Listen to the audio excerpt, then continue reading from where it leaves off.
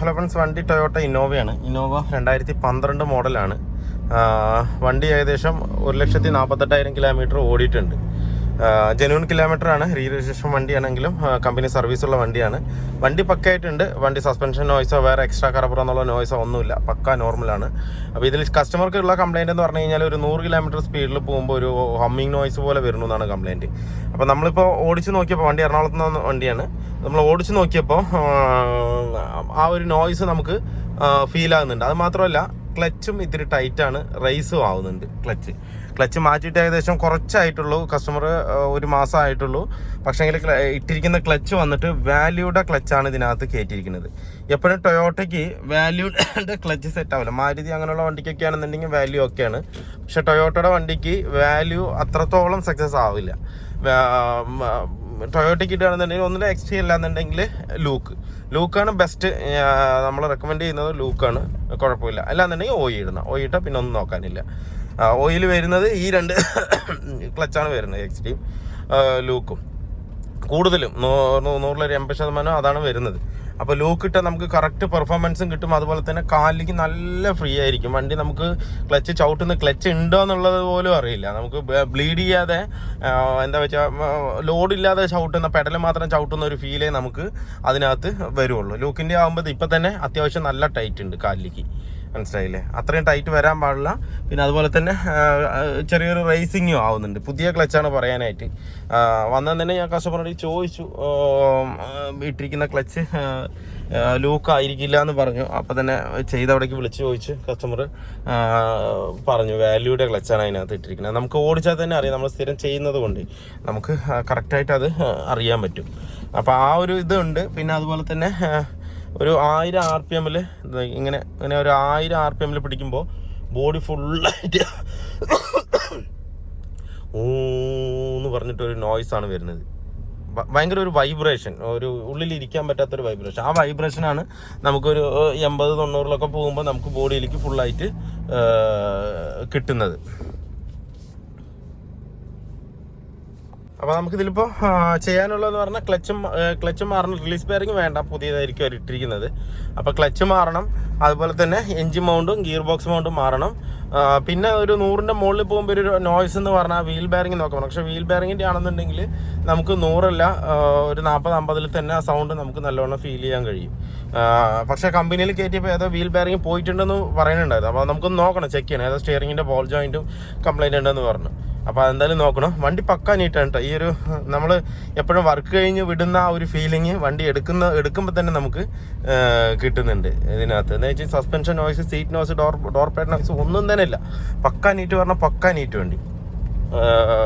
നമ്മളെപ്പോഴും എല്ലാ വർക്കും കഴിഞ്ഞിട്ട് ഓടിക്കുമ്പോഴാണ് ഈ ഒരു ഫീലിംഗ് എനിക്ക് കിട്ടുന്നത്. അത് വണ്ടി നമ്മൾ വർക്കിന് എടുക്കുമ്പോൾ തന്നെ ഈ ഫീലിങ്ങിന് കിട്ടുമ്പോൾ അത്രയും നീറ്റാണ്. അപ്പോൾ അതിനേക്കാളും നീറ്റാക്കിയിട്ട് തന്നെ നമുക്ക് കൊടുക്കണം വണ്ടി. വേറെ ബെയറിംഗ് നോയ്സ് ആയിട്ടൊന്നും വരുന്നില്ല. എന്തായാലും നമുക്ക് ലിഫ്റ്റ് ചെയ്ത് നോക്കിയിട്ട് എന്താ കംപ്ലൈൻറ്റ് എന്നുള്ളത് നോക്കാം. എന്തായാലും നമുക്ക് ചെയ്യേണ്ട കാര്യം മൗണ്ടും ക്ലച്ച് ഇതിനകത്ത് ചെയ്യണം. ബാക്കിയുള്ളത് എന്തെങ്കിലും ഫോൾട്ട് ഉണ്ടോ എന്നുള്ളത് നമുക്ക് നോക്കിയിട്ട് ചെയ്യാം. അപ്പോൾ നമുക്ക് ഈ വീഡിയോ ഇടുന്നത് കുറവാണ്. കാരണം എന്താ വെച്ച് കഴിഞ്ഞാൽ തിരക്കുണ്ട്. അത് മാത്രമല്ല എനിക്ക് തീരെ വയ്യ. ഒരു 2 ആഴ്ചയായി പനിയും അങ്ങനെയുള്ള പ്രശ്നങ്ങളും കാര്യങ്ങളും കാര്യമായിട്ട് എനിക്ക് വീഡിയോ എടുക്കാനോ ഒന്നും ഇതാക്കാനുള്ളൊരു ടൈം കിട്ടുന്നില്ല. വന്ന് ഓഫീസിൽ കാര്യങ്ങൾ നോക്കി അങ്ങനെ പോകാമെന്നല്ലാതെ ബാക്കി ഒന്നും നടക്കുന്നില്ല. പണിയെടുക്കാനും പറ്റുന്നില്ല, അതുപോലെ വീഡിയോസ് ഒന്നും എടുക്കാനും പറ്റുന്നില്ല. ഇപ്പോഴും ശരിയായിട്ടില്ല. അപ്പോൾ ഓക്കെ, അപ്പോൾ നമുക്ക് ലിഫ്റ്റ് ചെയ്തിട്ട് നോക്കാം ഫുള്ളായിട്ട് എന്തൊക്കെ കംപ്ലൈൻറ്റ് ഉണ്ടെന്ന് നോക്കിയിട്ട് ഞാൻ പറഞ്ഞുതരാം. ഓക്കെ.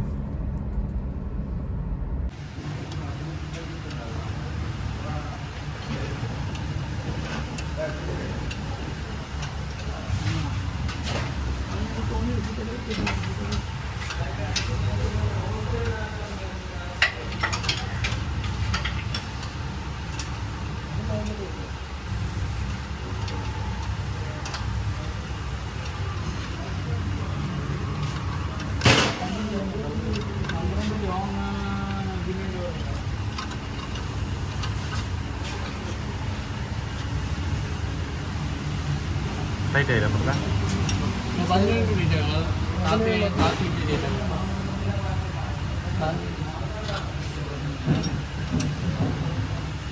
അപ്പോൾ നമ്മുടെ ഇന്നോവയുടെ വർക്ക് ഫുള്ളി കംപ്ലീറ്റ് ആയിട്ടുണ്ട്. ഇപ്പോൾ വണ്ടി പക്കാ സൈലൻറ്റ് പറഞ്ഞാൽ പക്കാ സൈലൻ്റ് ആയിട്ടുണ്ട്. ഇപ്പോൾ നമ്മളിപ്പോൾ ചെയ്തതെന്ന് പറഞ്ഞു കഴിഞ്ഞാൽ എൻജിൻ ബെഡ് 2 മാറ്റി, അതുപോലെ തന്നെ ഗിയർ ബോക്സ് ബെഡ് മാറ്റി. എൻജിൻ ബെഡ് ഇനിഷ്യലായിരുന്നു, എന്താണെന്ന് വെച്ച് കഴിഞ്ഞാൽ കംപ്ലൈൻറ്റ് പറഞ്ഞാൽ പൊട്ടി നിൽക്കുക അങ്ങനെയൊന്നും ആയിട്ടില്ല, ചെറിയൊരു വിള്ളിച്ച മാത്രമേ വന്നിട്ടുള്ളൂ. അതിൽ റബ്ബർ ബുഷ് ഹാർഡായിട്ടാണ് ഈ ബോഡി സൗണ്ട് വന്നിരിക്കുന്നത്. വേറെ പൊട്ടുക പിടിക്കുക അങ്ങനെയൊന്നും ചെയ്തിട്ടില്ല, കറക്റ്റ് തന്നെയാണ്. എന്താ പറയുക, നമുക്ക് നോക്കിയാൽ കംപ്ലൈൻ്റ് ഒന്നും പറയാനില്ല അതിനകത്ത്. എൻജിൻ ബെഡ് നോക്കി കഴിഞ്ഞ് കഴിഞ്ഞാൽ കംപ്ലൈൻ്റ് ആണ് എന്നുള്ളൊരു പറയാനായിട്ടുള്ളൊരു രീതി അതിനകത്ത് ഇല്ല. പക്ഷേങ്കിൽ അത് റബ്ബർ ഹാർഡായിട്ടാണ് ആ വൈബ്രേഷൻ നമുക്ക് നല്ലോണം ഫീൽ ചെയ്ത്. ഇപ്പോൾ ആ വൈബ്രേഷൻ കംപ്ലീറ്റ് പോയിട്ടുണ്ട്. നേരത്തെ എന്ന് പറഞ്ഞാൽ ഒരു 1000-1100 RPM പിടിക്കുമ്പോഴാണ് എന്താ പറയുക ആ ഒരു വൈബ്രേഷൻ നമുക്ക് നല്ലവണ്ണം ഫീൽ ചെയ്തത്. ഇപ്പോൾ ആ ഒരു വൈബ്രേഷൻ നോർമലി പക്ക പോയിട്ടുണ്ട്. അതുപോലെ gear box bed engine bed നമ്മൾ OEN ഇട്ടിരിക്കുന്നത്. അതുപോലെ ക്ലച്ച് സെറ്റ് ലൂക്കിൻ്റെ ഇട്ടിരിക്കുന്നത്. ക്ലച്ച് സെറ്റും അതുപോലെ ഇപ്പോൾ നല്ല ഫ്രീ ആയിട്ടുണ്ട്. നേരത്തെ എന്ന് പറഞ്ഞു കഴിഞ്ഞാൽ ചെറിയൊരു ഹാർഡ് ഉണ്ടായിരുന്നു, പുതിയ ക്ലച്ച് ഇട്ട തന്നെയാണ്, പക്ഷേങ്കിൽ ചെറിയൊരു ഹാർഡ് ഉണ്ടായിരുന്നു. പക്ഷേങ്കിൽ ആ ഹാർഡ്നെസ് കംപ്ലീറ്റ് ആയിട്ട് ഇപ്പോൾ പോയിട്ട് ഭയങ്കര ഫ്രീ ആയിട്ടുണ്ടെന്ന് മാത്രമല്ല പുള്ളിങ്ങും അതുപോലെ തന്നെ നല്ലവണ്ണം നമുക്ക് കിട്ടുന്നുണ്ട്. കാല് കൊടുക്കുന്നതിനനുസരിച്ച് വണ്ടി പെർഫോമൻസ് ചെയ്യുന്നുണ്ട്. ചെറിയൊരു നോസിലിൻ്റെ സൗണ്ട് എനിക്ക് ഇതിനകത്ത് ചെറുതായിട്ടൊന്ന് ഫീൽ ചെയ്യുന്നുണ്ട്. പക്ഷെ ഇന്നലെ ഓടിക്കുമ്പോൾ നല്ല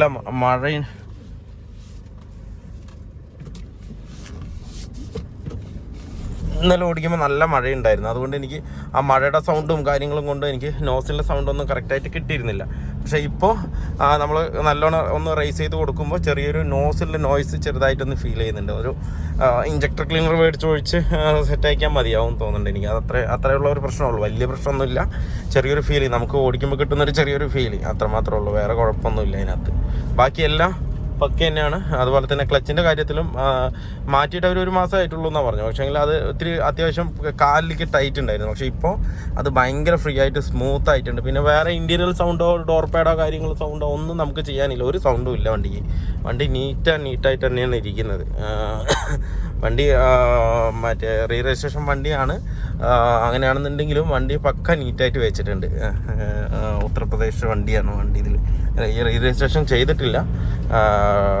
പക്ഷേങ്കിൽ വണ്ടി നീറ്റായിട്ട് വെച്ചിട്ടുണ്ട്. നേരത്തെ വെച്ച ആളാണെന്നുണ്ടെങ്കിലും പക്ക നീറ്റായിട്ട് വെച്ചിട്ടുണ്ട്. അതുപോലെ കമ്പനി സർവീസ് വണ്ടിയാണ്, അപ്പോൾ അതുകൊണ്ട് ഒന്നും നോക്കാനില്ല, പക്കയാണ്, വേറെ ഒന്നും പറയാനില്ല. ഓടിക്കുമ്പോഴും നേരത്തെ കംപ്ലൈൻറ്റ് കംപ്ലീറ്റ് ആയിട്ട് പോയിട്ടുണ്ട്. വണ്ടി അതുപോലെ വലിച്ചു കയറുന്നുമുണ്ട് പക്കമായിട്ട്.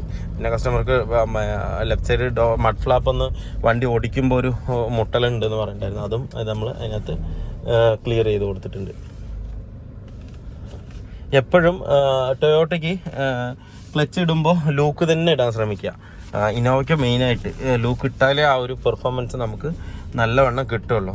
വാല്യൂ നല്ലതല്ല, പക്ഷേ നമുക്ക് വിചാരിച്ച പെർഫോമൻസ് അതിനകത്ത് കിട്ടില്ല. അതുപോലെ പെഡലും നല്ലോണം ഹാർഡായിരിക്കും. നമ്മൾ കൊടുക്കുമ്പോൾ കാലിലേക്ക് നല്ല ലോഡ് വരും. ഇത് നമുക്ക് അറിയേയില്ല, ചവിട്ടുന്നത് ഫ്രീ ആയിട്ട് പോവും, ഫ്രീ ആയിട്ട് വരും, ഓടിക്കാൻ തന്നെ നല്ല രസമാണ്. അതുപോലെ തന്നെ ചവിട്ടാനും നമുക്ക് ഭയങ്കര ഫ്രീ ആയിരിക്കും.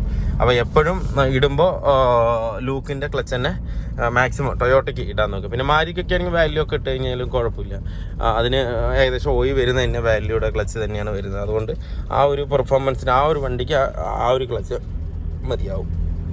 ഇതിനൊക്കെ ലൂക്ക് തന്നെ വേണം, എന്നാലേ അത് കറക്റ്റ് ആവുള്ളൂ. ഓയി വരുന്നതും അത് തന്നെയാണ്. അതുകൊണ്ടാണ് നമ്മൾ പലത് ഇട്ട് നോക്കിയിട്ട് വണ്ടി പെർഫോമൻസ് വ്യത്യാസം അറിഞ്ഞതുകൊണ്ടാണ് നമ്മൾ അത് തന്നെ ഇടണമെന്ന് പറയണത് കേട്ടോ. എന്താ വെച്ച് കഴിഞ്ഞാൽ അതങ്ങനെയാണ്.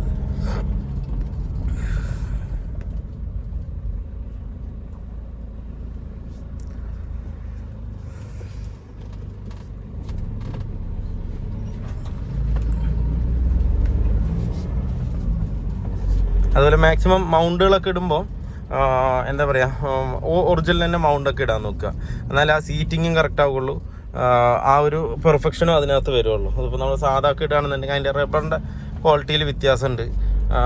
പിന്നെ ചില കസ്റ്റമർ പറയും സാധാ ഇട്ടാൽ മതി എന്ന്. പിന്നെ ഒരു ചില വണ്ടികൾക്കൊക്കെ എൻജിൻ ബെഡും കാര്യങ്ങളൊക്കെ റേറ്റിന് നല്ല വ്യത്യാസമുണ്ട്. അങ്ങനെ വരുമ്പോൾ ഇട്ട് കഴിഞ്ഞാൽ കുറച്ച്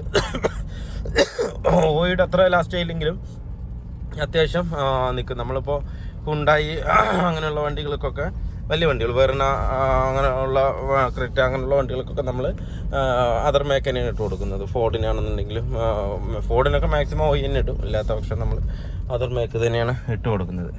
കുഴപ്പമൊന്നുമില്ല. പക്ഷേങ്കിൽ അത് നമ്മുടെ ഓയി നിൽക്കുന്നത് പോലെ സാധാ നോർമൽ മൗണ്ട് നിൽക്കില്ല. അതാണ് വണ്ടി പക്കയായിട്ട് കയറി പോകുന്നുണ്ട്. ഇപ്പോൾ